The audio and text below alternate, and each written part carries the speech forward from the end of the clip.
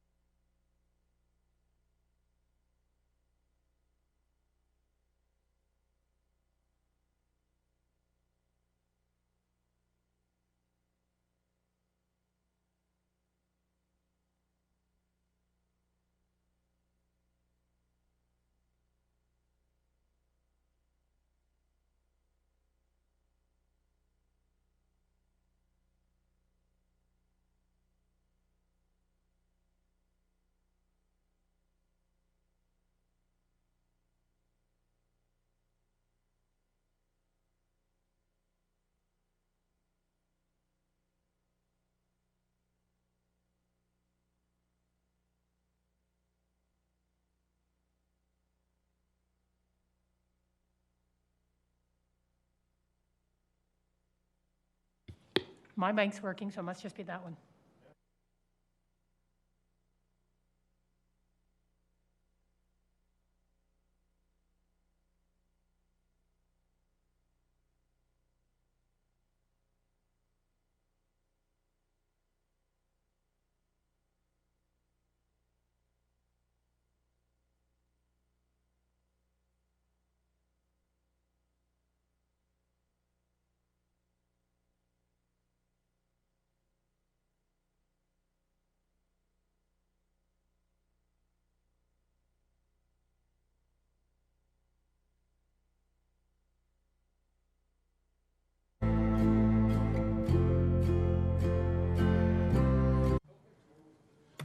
There we go.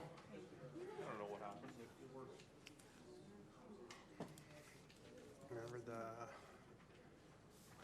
I'd like to call to order the meeting for November 24th, and I'll start off with the acknowledgement statement. The City of Lethbridge acknowledges that we are gathered on the lands of the Blackfoot people of the Canadian Plains and pays respect to the Blackfoot people past, present, and future, while recognizing and respecting their cultural heritage, beliefs, and relationships to the land. The City of Lethbridge is also home to the Métis Nation of Alberta, Region 3. City Clerk, if you could do a roll call. Councillor Campbell. Present. Councillor Carlson. Ryan, there's no audio here. Hear you. Can you hear us now? I can't hear anything either. We lost audio on Teams. I'll just have to take a short recess, Mayor Higgin.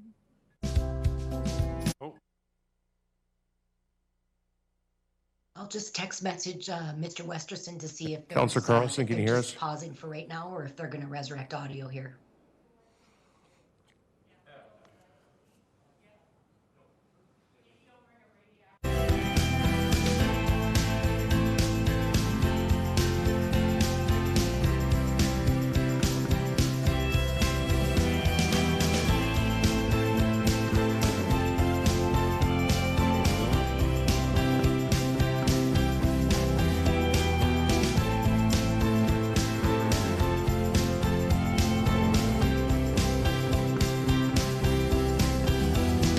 Thanks, Lisa. Councillor Parker Carlson, can you hear us? Yes, sir. Thank you. Yes, we can. Thank you. all right. We just went through the acknowledgement statement, and we're just having the roll call started. So my apologies to those online. We will carry on with the roll call. Madam Clerk. Mayor Higgin. Councillor Campbell. I am here. Councillor Carlson. Present. Councillor Middleton Hope. Present. Councillor Palladino. I'm here. Councillor Parker. Present. Councillor Schmidt-Rempel. Here. Acting Mayor Dodick. I'm here. Deputy Mayor Crowson. Present. And Mayor Higgin. Present. All accounted for. Thank you. All right. Thank you. Next, we have on the agenda the election of the Vice Chair. As was mentioned earlier, the Economic Standing Policy Committee is chaired by the Mayor, but we do have to elect a Vice Chair. So I hereby call for nominations for the position of Vice Chairman. I would like to nominate Councillor Jen Schmidt-Rempel for Vice Chair. Councillor Schmidt-Rempel, do you agree to put your name forward to the nomination of Vice Chair? Yeah. Are there any other nominations for Vice Chair?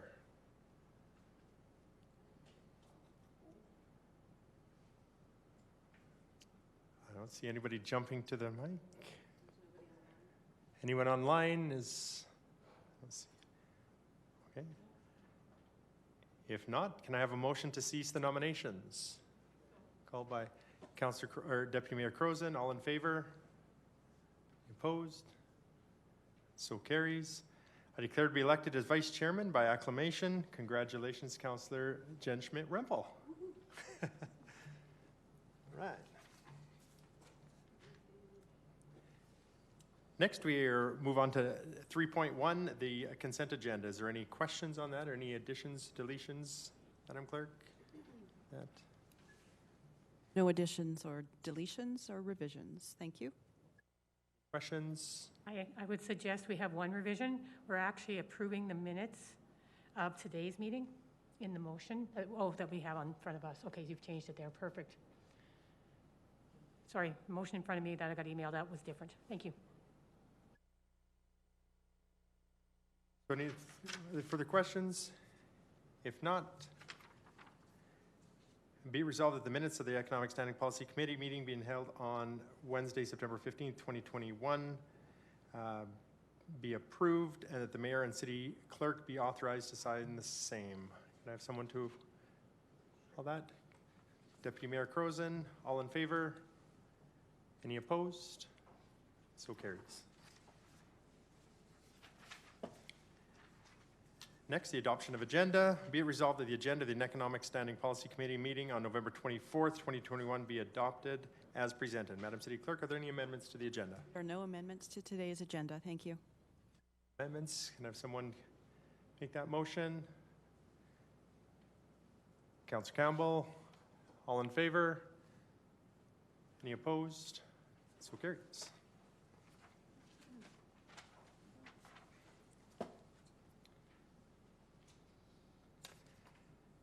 Next, we have a presentation from 5.1 from Daryl Matthews, City Treasurer, regarding the September 21, 2021 operating forecast. Mr. Matthews. Thank you, members of Economic Standing Policy Committee. I'm here today, or have the pleasure to be here today to the September 2021 operating forecast. Before I start the discussion on the operating forecast, I would like to recognize all the individuals involved in preparing this information. I would like to specifically thank Mitch Stevenson for leading the coordination of this report. Mr. Stevenson's online here with us today for helping me to answer any questions that come out of the report. I would also like to thank Jennifer Jarrett, Shauna Kennard, Yola Bloomberg, Chantal Aubin-Rollier, and their staff for the various schedules and supporting information needed to build this forecast. I would also like to thank the general managers, office managers, and their staff for the analysis within this report. Departments have reviewed their operations to September 30th, 2021, and have indicated their updated year-end financial projections.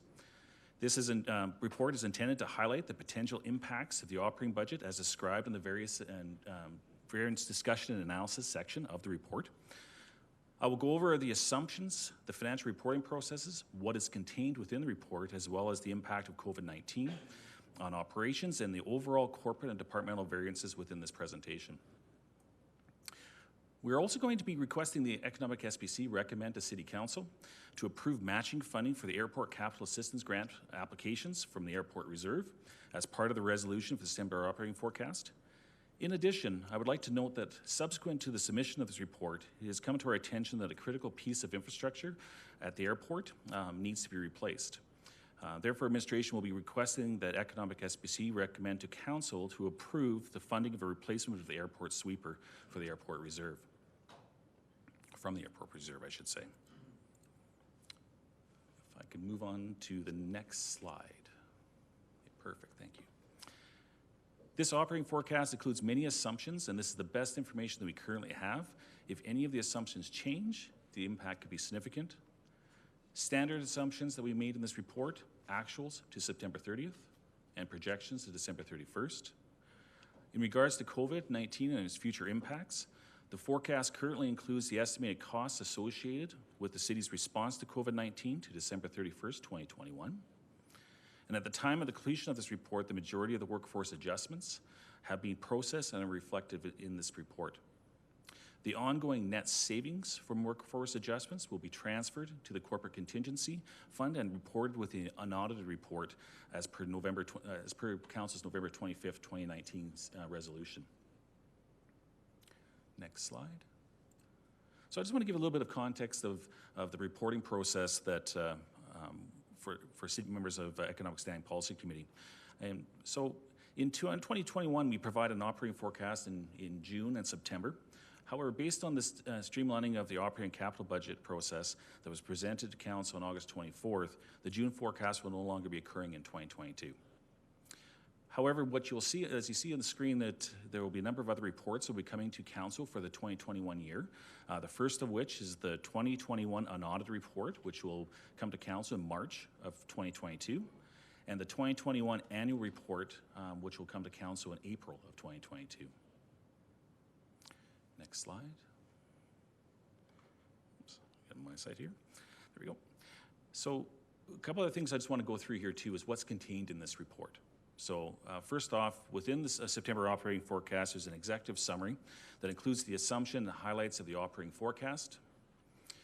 And Section A includes the forecasted operating budget variance analysis, as well as the summary of the general utility and reserve funds. So from pages inside the document, corporate accounts are in Section A1, and departmental operations are in A2, and those are for the tax-supported operations, both A1 and A2.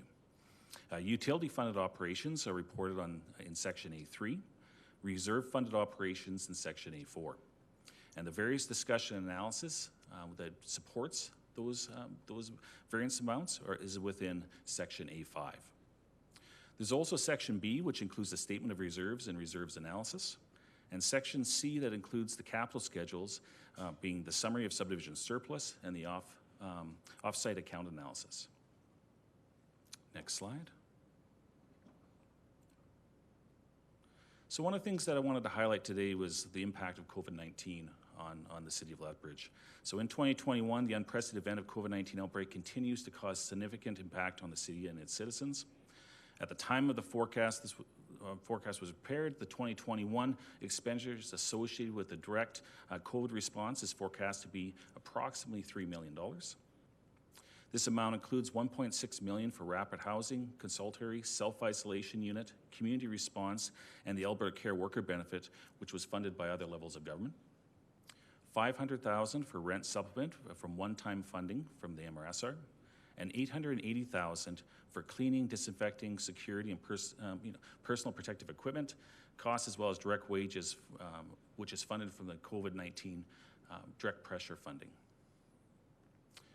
Additionally, it is forecast that the corporate departmental pressures for COVID-19 will total $1.7 million. This includes a $790,000 loss for the NMAX Centre relating to extending sponsorships and license contracts due to facility closures, $400,000 of a negative variance in NMAX operations due entirely to COVID minimal revenue for the first 8 months of the year and reduced event activity in the last quarter of 2021. And as well, $520,000 of negative variance for reduced fare revenue in transit related to COVID-19.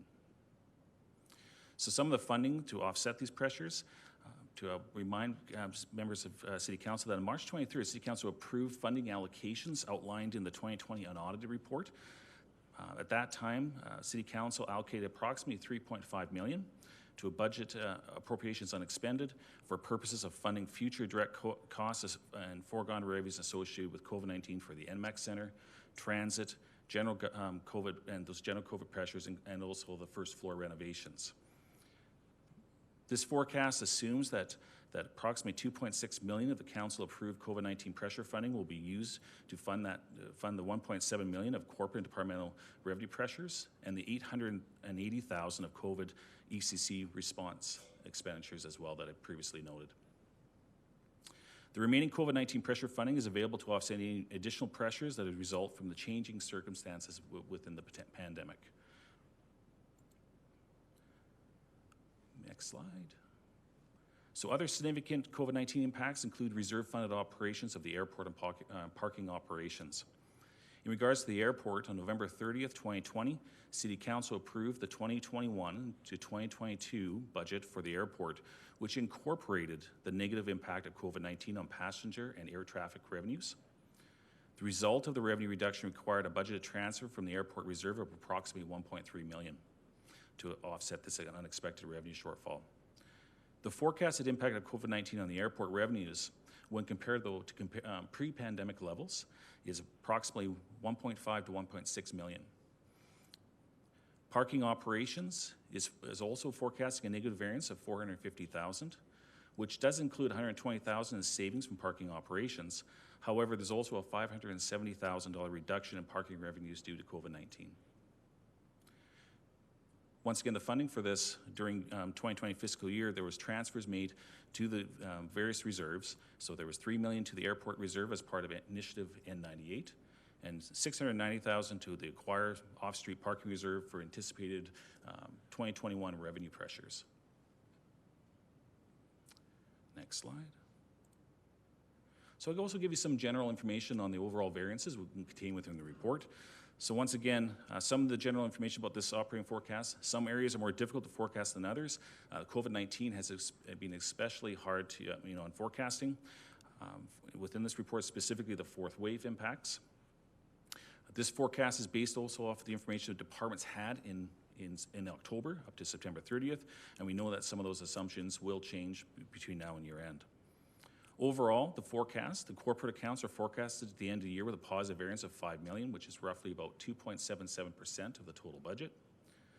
Tax-supported departments, or the general fund components, have a positive variance of just under $1.6 million, or roughly 0.88% of the total budget. Water, wastewater, and waste processing are forecast at the end of the year with positive variances. Water of $4.7 million. Waste processing of $3 million, and wastewater of roughly $2.4 million. Next slide. So as I mentioned earlier, in 2021, we were going to be requesting that the Economic Standing Policy Committee request council to provide a resolution for some funding allocations in regards to the airport. The first of which, in 2021, the airport submitted 3 applications to the Airport Capital Assistance Program for funding approval for a material spreader, a grader, and a front-end loader. Subsequent to the finalization of this report, a critical piece of safety equipment at the airport, being the airfield sweeper, needs to be replaced at the airport. The budgetary estimate for the equipment is for the sweeper, I should say, is $350,000. The airfield sweeper is an indispensable piece of safety equipment to achieve effective runway and snow removal and maintenance operations, allowing the Lethbridge Airport to stay open during winter events. We are looking for possible grant funding options for this sweeper. However, due to the critical nature of the equipment, administration would like to seek funding approval from City Council.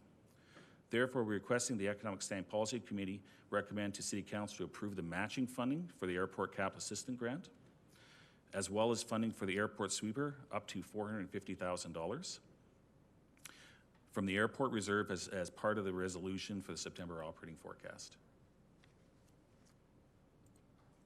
And that's the end of my presentation. I'd like to thank members of Economic Standing Policy Committee today, and we'll be pleased to answer any questions.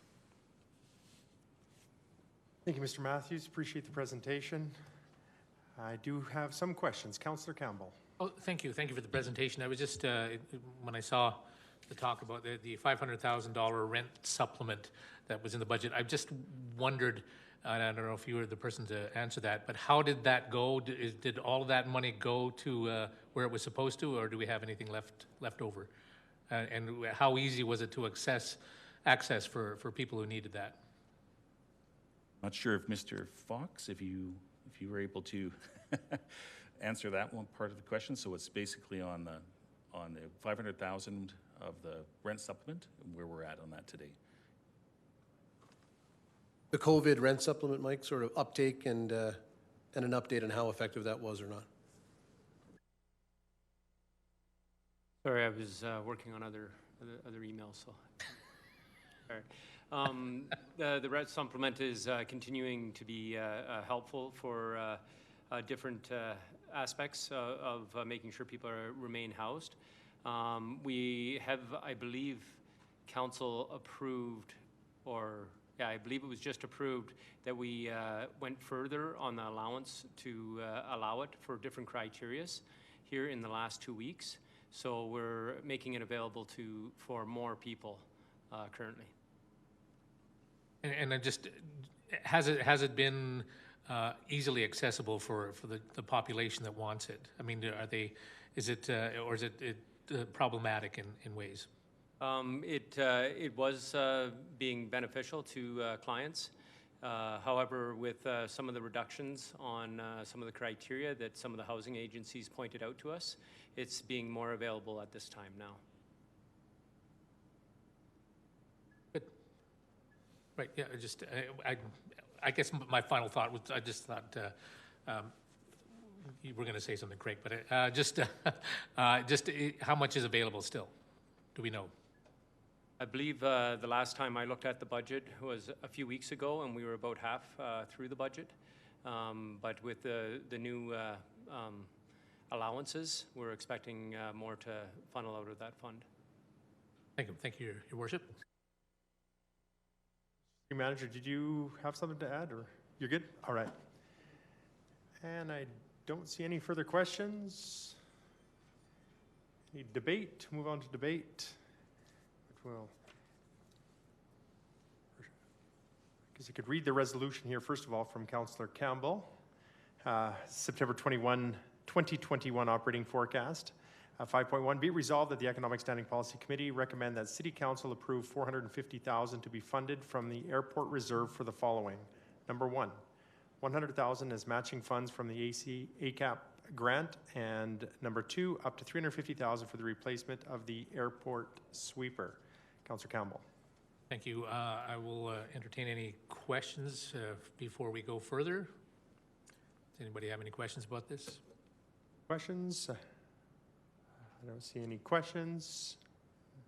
Okay, then I would recommend that the Economic Standing Committee approve this, as these are crucial matters for the airport as we continue to upgrade, and as mentioned, it's vital to have this done. And again, $100,000 for matching funds if we can get ACAP grants as well. That's my open. Any debate? Anyone further for debate? Seeing none, I take it as your opening and closing. Call the question. Question's been called. All in favor? Any opposed? So carries. Thank you.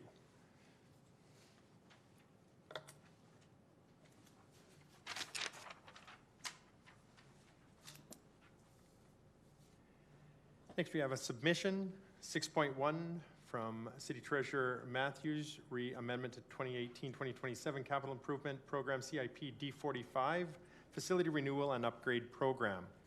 Be it resolved that Economic Standing Policy Committee recommend that Council amend the 2018 to 2027 Capital Improvement Program CIP D45 Facility Renewal and Upgrade Program as follows. Number one, increase the overall program budget by $470,000 to cover project cost overages. And number two, include supplemental funding from the approved operating budget in the amount of $750,000 to cover the above cost overages and any potential shortfall in grant funding. And number three, revise the program scope to provide planning flexibility and to maximize the use of grant funding. And do I have anyone who would like to move that? Deputy Mayor Croson. And I'll open it up for questions. Thank you, Mayor Hirgan. Perhaps if I sort of explain this, because those of us who were on council last year working in the Recovery Committee may recall what we did, but new members of council may not know what was actually happening. Last year, during the pandemic, of course, both the provincial and federal government came up with funds, grants to support municipalities during that time. And one of the things they wanted us to do was to try to spend the money as quickly as possible to get projects going so that it would stimulate the local economy and help local businesses, et cetera. So with this grant, council, working with administration, pulled together several projects that we were going to be considering at some point anyways, but we put them together and packaged them up for this grant. Now, we were under the gun during this time. We were having to get these grants in very quickly. So some of the estimates on these projects were done at a very high level. Now, of course, as we're moving forward, we're discovering that there are some cost overruns, which you will see with the $470,000. And so this is a request to put a little bit more money towards this so we can still move ahead on this program and get these 7 projects done. So that, in a nutshell, is what has been brought before us in this submission. And if I'm wrong, Mr. Matthews can correct anything I've said. Thank you, Deputy Mayor. Appreciate that explanation. And I don't know if City Treasurer, if there's anything to add to that? Nothing further to add, no. Further? All right. Any questions? Councillor Campbell? Thank you. Just the Fritzik steam boiler replacement, how permanent will that be, or what are we expecting? How long is that going to last? I guess is kind of the general question, because I know this Fritzik is in rough shape. I believe Ms. Nightingale is on Teams right now. Maybe she would like to respond to that question. Nightingale? Yes, thank you, Councillor Campbell.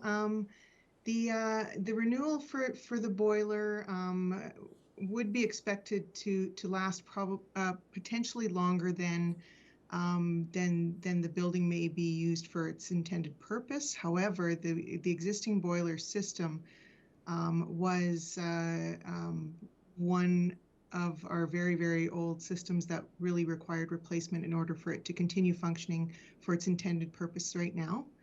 And I believe some of the equipment that we might be putting in there could be potentially reused if the use of that building changes over time. Right, that was the one thing I recall, that one of the concerns is if we got the new stuff, but can we transfer it to a new building? And you're saying that it probably can. Yes, there is a possibility that we will be able to do that at a future point, yes. Great, thank you, Mr. Mayor. All right, any further questions? Seeing none, Deputy Mayor Croson, do you want to open debate? This, as I said, is a bit more money than we had projected, but when we got into these projects, we recognized that we needed this money.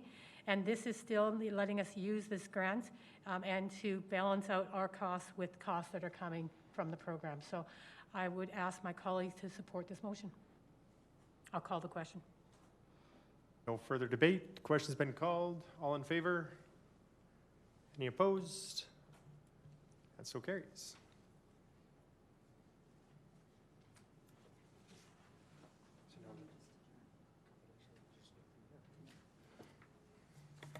With that we made our way through that long extended meeting, and thank you very much for those in attendance and those online. With that, we are adjourned. Opposed?